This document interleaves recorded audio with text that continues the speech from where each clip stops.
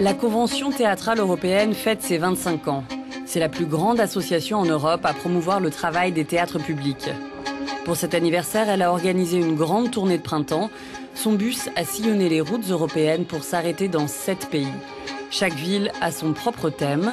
À Stuttgart, les discussions ont tourné autour du rôle du théâtre dans la vie politique et sociale du pays, mais aussi sur la manière de sensibiliser la jeune génération au travail des théâtres publics. Des théâtres qui bien souvent cèdent des choix radicaux aux attentes d'un public bourgeois. Enthousiasmer les jeunes pour le théâtre est aussi difficile aujourd'hui qu'il y a 100 ans. Peut-être que les temps changent, mais il n'a jamais été facile de faire venir les jeunes dans un théâtre pour leur faire regarder une histoire sur scène. Cette forme d'expérience collective et démocratique doit constamment être redéfinie et réinventée. À bord du bus, des professionnels du théâtre, des journalistes et 5 jeunes artistes venus d'Allemagne, de Roumanie, de Croatie et du Royaume-Uni. La route est l'occasion d'échanger sur leurs pratiques et leur vision du théâtre. Deuxième arrêt, Liège en Belgique. Rendez-vous à l'école supérieure d'acteurs du Conservatoire Royal. Les praticiens discutent de la formation du comédien et de la manière de travailler avec une troupe de théâtre. L'univers préservé de l'école de théâtre. La route continue et le bus quitte la Belgique, direction l'Allemagne. Troisième arrêt, Karlsruhe, au sud-ouest du pays.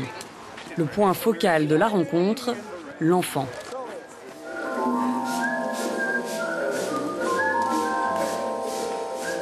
Comment leur faire passer que le théâtre est plus qu'un divertissement et peut être le lieu d'un combat social et politique?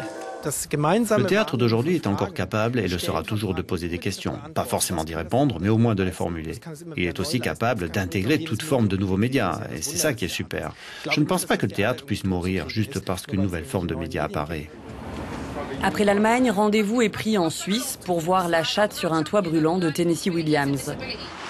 Un parfait exemple de la manière dont d'autres médias, comme la vidéo, peuvent être intégrés sur scène.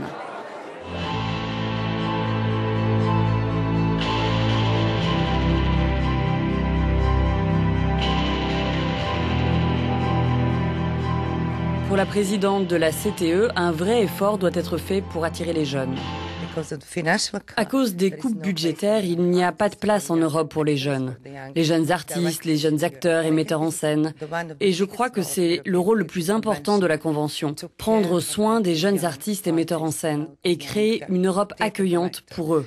C'est avec eux que nous renouvellerons le public.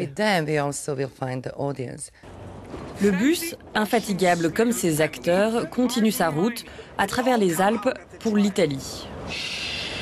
À Prato, le public est venu voir Le Belvédère, une pièce de Eugen von Horvath. Le dramaturge de langue allemande, né au début du siècle, est connu pour avoir lancé des avertissements sur la montée du nazisme en Allemagne. L'occasion de débattre autour du théâtre et de la décadence en Europe, notamment avec les riches expériences du metteur en scène Paolo Maggelli.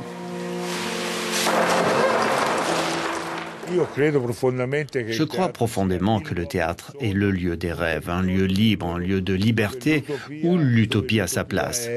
Nous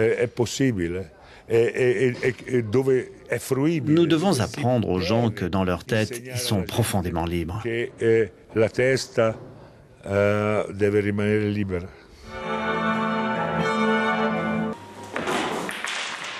Es gibt ja wahrscheinlich kein Bordell, in dem man durchspielen kann, wie es ist, dass man ein Ex-Papst ist.